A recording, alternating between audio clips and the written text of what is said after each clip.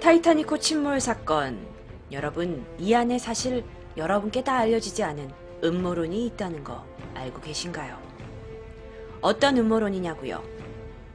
자, 침몰 후에 첫 구명정이 내려가게 되면서 이 절망에 빠지게 되는 스미스 선장과 선원들에게 불과 10km 정도 떨어진 곳에서 사실 희미한 배의 불빛이 발견됐다라는 이야기가 있습니다. 지금 배가 가라앉고 있는데 저쪽에 무언가 배가 있는 것 같아. 그렇다면 어떤 느낌이 들었겠어요? 한가닥의 희망을 갖게 되겠죠. 그래서 이 조명 신호하고 막 구조 신호를 막 SOS 신호를 막 그쪽 배에다 보낸 거예요. 그런데 이상하게 그쪽 배에서는 아무런 답신이 없었던 겁니다. 사람들은 점점 긴장하고 초조해졌죠. 그런데 더 무서웠던 건 그 선박이 그냥 어둠 속으로 사라져 버렸다는 거예요. 자, 그런데 그 배를 봤다는 것은 비단 선장과 선원들 뿐만이 아니었어요. 구명정의 구조가 되는 그 일반 사람들도 배를 봤다라는 증언들이 나오고 있었는데요. 사실 뭐 잘못 본 걸 수도 있죠. 워낙 상황이 급했으니까요. 그런데요, 근처에서도 그 배의 어떤 그 탐조등을 봤다는 주장이 계속 나오고 있었습니다. 아니, 근데 문제는 만약 그게 어떤 배였을 수도 있어. 근데 왜 구조를 해주지 않았냐는 거죠. 사건 당일 반경 16km 내에 있었던 캘리포니아호라는 배가 있었어요. 그런데 그 안에 3등 항해사와 또 갑판에 있던 사람들은 실제로 정체불명의 배가 새벽 2시까지 근처에서 빛을 내고 있다는 것을 목격했다고 말했는데요. 이 목격담은 실제로 타이타닉에서 내가 어떤 배의 빛을 봐가지고 구조 신호를 보냈다라는 이 사람들의 주장에 힘을 실어줄 수 있게 되는 거죠. 자, 그렇다면 이 배는 뭐였을까요? 특히 이 캘리포니아호의 이 선장은요, 실제로 죽을 때까지 나는 분명 이 정체불명의 배의 빛을 보았다. 이건 내 배와 타이타닉호의 사이에 또 다른 배가 분명 존재했다고 나는 믿는 것이다 라고 죽을 때까지 얘기했다고 합니다. 자, 또 한 가지 아주 재밌었던 이론이 있어요. 재밌었던 거, 음모가 있어요. 타이타닉호가 침몰하고 나서 청문회가 열렸겠죠. 이 청문회에서 타이타닉호의 일부 선원들 그리고 승객들은 빙산에 부딪힌 후에 배 내부에서 폭발음이 들렸다고 얘기했어요. 또 어떤 항해사는 4번 정도의 포성을 들었다는 증언도 하게 되고요. 자, 그렇다면 어떤 음모론이 이 안에 숨겨져 있을까요? 물론 이건 시대적으로 1차 세계대전을 목전에 두고 있었던 배경이 있습니다. 그래서 여기서 이제 사람들이 엮고 생겨난 음모론이 뭐였냐면 바로 이 배예요. 자, 여러분 이 배가 뭔지 알고 계신가요? 이건 유보트예요. 독일 해군이 만들었던 거죠. 당시에 이 유보트의 디자인을 만들어서 완성하게 됐어요. 독일 해군이. 그래서 이걸 북대서양 쪽으로 정찰을 보낸 거예요. 유보트를. 그런데 독일과 당시에 이제 미국으로 향하고 영국과의 어떤 정치적인 그 관계들이 있잖아요. 전쟁을 목전에 두고 있었고, 그러다 보니까 타이타닉호가 침몰하고 있는데도 불구하고 굳이 우리가 도와줄 이유를 찾지 못하니까 그들을 도와주지 않았던 거예요. 또는 배에서 어떤 그 포성을 들었다는 사람의 증언에 미루어 봤을 때 혹시 이들이 이 배의 타이타닉호의 침몰 상황을 자체적으로 만든 것은 아닌가라는 음모가 있어요. 한편 이 타이타닉호가 침몰하고 3년 후에 1915년에 이 독일의 유보트가 실제 어뢰를 발사했어요. 그래서 영국의 루시타니아호를 격침하게 됩니다. 근데 이게 확실함에도 불구하고 독일 측에서 우리가 하지 않았다 라고 사실을 부인하게 됐죠. 자, 이런 일들을 사람들이 겪게 되면서 혹시 타이타닉호도 그때 독일의 유보트 니네가 그때 침몰시킨 거 아니야? 라고 가설, 이론이 나오게 되는 거죠. 자, 두 번째 음모론입니다. 두 번째 음모론은 뭐냐면요, 바로 이거예요. 네? 이게 뭘 의미하는 건데요? 그리고 왜 배가 두 대가 되죠? 사실 타이타닉호가 어디서 만들어졌죠? 화이트 스타라인사였어요. 그런데 이 화이트 스타라인사에서 실제로 메인으로 밀고 있는 배는 타이타닉호가 아니었어요. 최대 규모를 자랑하고 있는 올림픽호였어요. 올림픽호는 타이타닉호와 자매 배예요. 그래서 굉장히 이제 비슷하게 만들어졌고, 실제로 이 화이트 스타라인사의 3대 호화선으로 불리고 있었는데, 1911년 6월 이 올림픽호가 첫 출항을 한 직후에 사고가 났어요. 게다가 또 9월 달에 충돌 사고가 있고요. 그래가지고 11월 말까지 얘가 나름 3대 호화 여객선이라고 회사에서 밀고 있는데 운행이 불가능해진 거예요. 뭐야.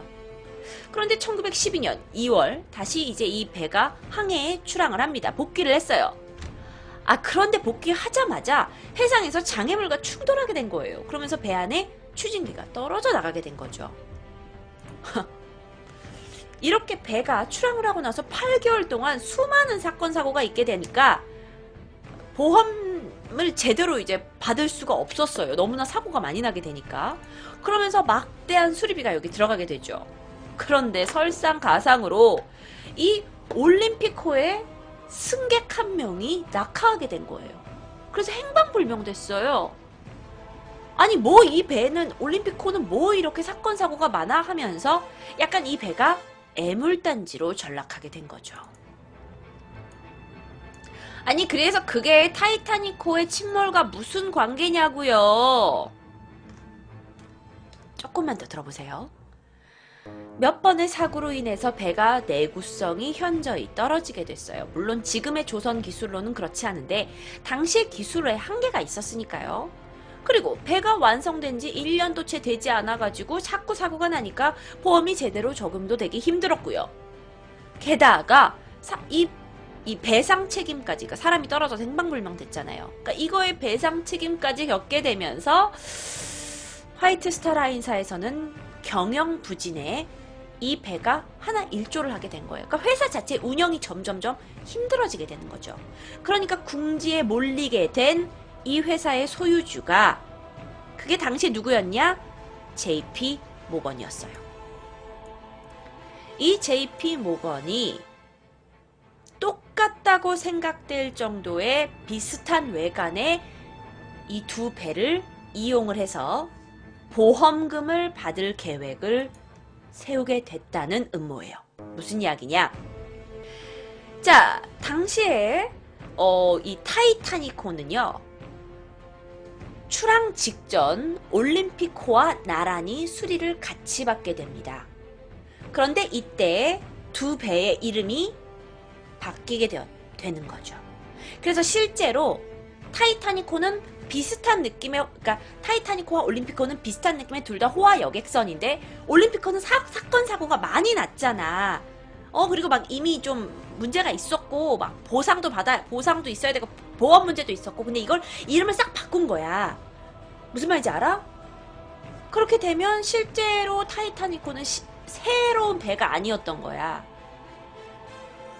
그래서요, 배가 가라앉게 되고 타이타닉호에 배를 자체를 만드는데 50만 파운드가 들었는데 보험을 적용받게 돼서 실제로 100만 파운드 이상을 받게 돼요. 그래서 JP 모건은 엄청난 부자가 되죠. 뭐야 이거? 그러니까 우리가 알고 있는 타이타닉호가 아니라 실제로는 JP 모건이 이거 완전 애물단지네 라고 생각했던 올림픽호를 침몰하게 한 거라는 거죠. 물론 여러분, 음모론일 뿐이에요. 제가 사실이라고 얘기하는 게 아닙니다. 지금 옴무파탈님께서 뭔가 그럴듯하긴 합니다. 자, 그런데 세 번째 음모론이 기가 찹니다, 여러분. 세 번째 음모론 시작해볼게요. 세 번째 음모론입니다. 자, 이 이야기는 실제로도 월드 히스토리라는 책에 잘 기록된 이야기예요. 뭐냐면 타이타닉호와 예수회의 연관성이라는 거예요. 자, 무슨 얘기냐? 예수회가 뭔지 아세요? 예수회는 로마 카톨릭 교회 소속의 수도회예요. 그러니까 수도승들이 이 로마 카톨릭 교회가 무언가 자신들의 이익과 목적에 맞는 것을 위해서 실제로 바깥에서 활동을 하게 할 수 있게 하는 수도승들을 얘기하는 거죠. 자, 그런데 1830년대 초기에 미국은 중앙은행을 소유하고 있지 않았다고 합니다. 그런데 이 예수회가 미국 내에 또 다른 중앙은행이 있기를 원했대요. 아니, 예수회하고 중앙은행하고 갑자기 무슨 관계예요? 왜냐면 여러분 뭐 여러 가지 음모론을 통해서 알고 있으시겠지만 사실 이 예수회가 이 전 세계적인 많은 음모에 가담이 되어 있다라는 음모가 이론이 있기 때문이에요. 그래서 그들이 중앙은행을 갖고 싶었던 이유는 자신들이 관여하고 있는 많은 전쟁들과 또 다른 음모들을 자신들이 좀 수행을 하기 위해서 돈을 끌어올 수 있는 어떤 금고가 필요했던 거예요. 그래서 미국의 중앙은행이 필요했다. 요것들을 이제 결정하게 된 거죠. 그래서 1910년 7명의 남자들이 모입니다. 그들은 연방준비은행이라고 부르는 이 은행을 설립하기 위해서 모이게 돼요. 그런데 이 사람들이 누구였냐? 이름을 잘 들으세요. 록펠러 금융제국을 대표하고 있는 두 사람, 넬슨과 프랭크, 그리고 JP 모건사를 대표하고 있는 헨리와 찰스, 그리고 유럽의 금융황제 로스차일드 가문을 대표하고 있는 폴 워버그가 모이게 되죠. 자, 이름만 들어도 다 아는 그 가문들이고 회사들이에요. 특히 로스차일드가는 로마 카톨릭 교회의 부의 열쇠를 쥐고 있는 교황청 예수회를 위해서 일하고 있는 금융 대리인이라고 알려져 있기도 합니다. 자, 실제로 이름을 보면 금융 패밀리 중에 유명한 거 다 모인 거야. 로스차일드사, JP 모건사, 그리고 록펠러사까지. 그런데 알고 보면 이 음모론에 따르면 이 조직들 모두 사실 깊게 침투된 게 누구였냐? 예수회였다는 거예요. 그래서 이들이 모여서 중앙은행을 만들고자 했던 건 예수회의 명령에 따라 행동하려고 했었다는 거죠. 그런데 이들의 이 은행을 설립하게 되는 이 목적에는 이 실행에는 반대파가 있었어요. 그런데 이 반대 세력들 또한 권력과 부를 가지고 있는 사람들이었겠죠. 어떤 파들이 반대파였냐? 뭐 예수회와 손잡고 있는 록펠러, 그리고 뭐 로스차일드사, JP 모건이 자기네들보다 더 부자가 되기를 원하지 않는 사람들이 반대파가 되겠죠. 그러다 보니까 이들에게는, 이 금융 3 패밀리에게는 얘네들이 되게 눈에 까신 거예요. 아이씨, 우리 예수회랑 해가지고 돈 벌어먹고 살아야 되는데 쟤네들 때문에 지금 일이 잘 진행이 안 되잖아 생각을 하게 되니까, 그러다가 타이타닉호가 1909년 북아일랜드 수도 벨파스트 조선소에서 만들어지기가 시작합니다.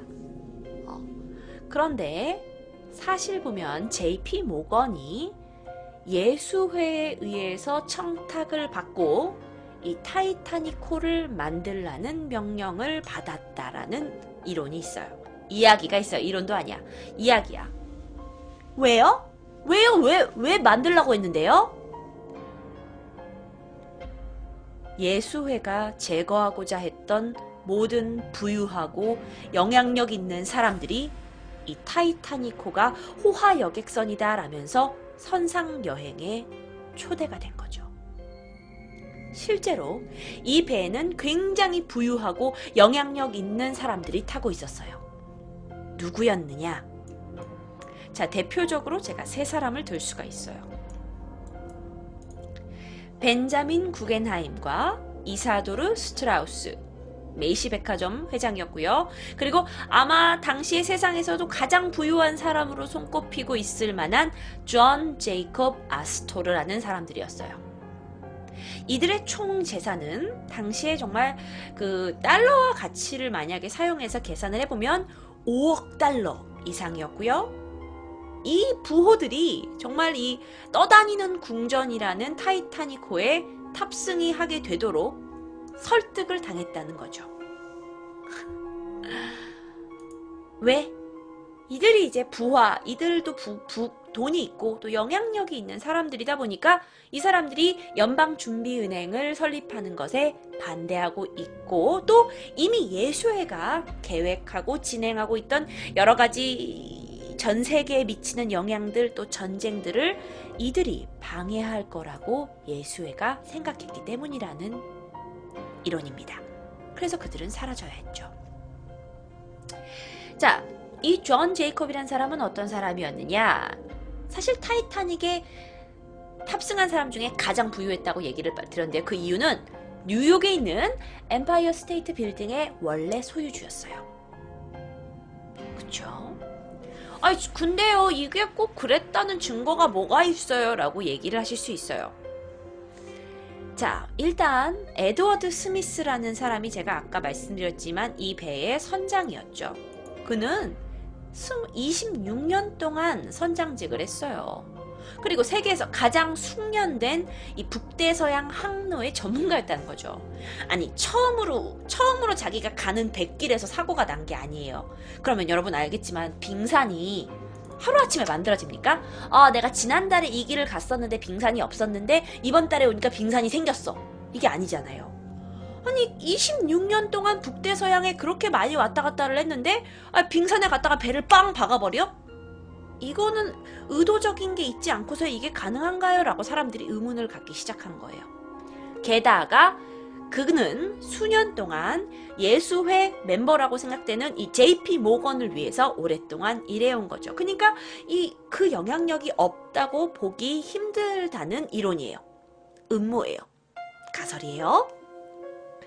자, 그래서 이 타이타니코를 고의로 가라앉히라는 명령을 예수회를 통해 JP 모건을 통해서 받지 않았나라는 음모가 있게 되는 거죠. 실제로 타이타니코가 1912년 4월에 잉글랜드, 영국에서 출발을 했어요. 근데 그때 누가 타고 있었냐? 예수회의 나름 그 수장급으로 있었던 프란시스 브라우니 신부가 타이타니코 갑판에 있었다고 해요. 이 사람은 정말 막강한 예수회 멤버였습니다. 그런데 이제 이 프란시스 브라우니 신부는 제 휴가차 타이타니코에 타게 됐다고 해요. 그러면 이 배에 타고 있었으면 죽었을 거 아니에요? 그럼 예수회가 꾸민 일이 아니었을 거 아니에요? 맞죠? 그런데 그는 동료들과 사진을 찍고 실제로 타이타니코 위에 갑판에 사람들 사진도 찍어둡니다.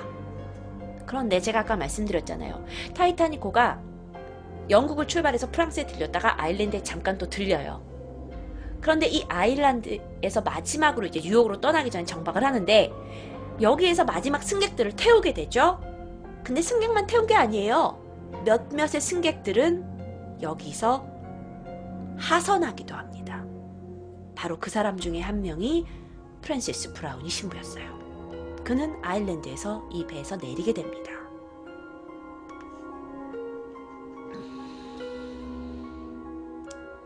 음모론에 따르면 브라우니 신부는 아일랜드에서 내리기 전 에드워드 스미스에게 정확하게 해야 할 일에 관해서 이야기했다고 해요. 그리고 나서 배에 내리기 전에 그에게 작별을 고했죠. 이 예수회의 어떤 수장이 명령을 한 거야. 너 배 갔다가 부딪히고 죽이라고. 그런데 이게 말이 되는 거냐고. 한 종교에서 나온 사람들이 이런 일을 시킬 수 있는 건가요? 근데 물론 예수회에 대한 음모로 너무 많아요. 근데 이제 순진 아무런 잘못이 없는 사람들이잖아. 그 배에 타고 있었다는 죄 말고 뭐가 있어. 죄도 아니지. 근데 이 사람들을 살해하고 이런 일들이 합법적일 수 있나요? 예수회 안에서는 교황의 생명과 사망과 그 모든 것들이 교황이 이제 뭐라 그래야 될까요? 교황의 말에 따라서 모든 것이 움직이는 것이기 때문에 그의 지령을 수행하는 것이 그들의 임무죠. 그렇기 때문에 그들은 그냥 임무를 수행했을 뿐이라는. 그렇다면 이 모든 것은 예수회가 꾸민 일인 걸까요? 여러분, 물론 여기까지는 타이타닉 침몰에 관련된 음모론일 뿐입니다.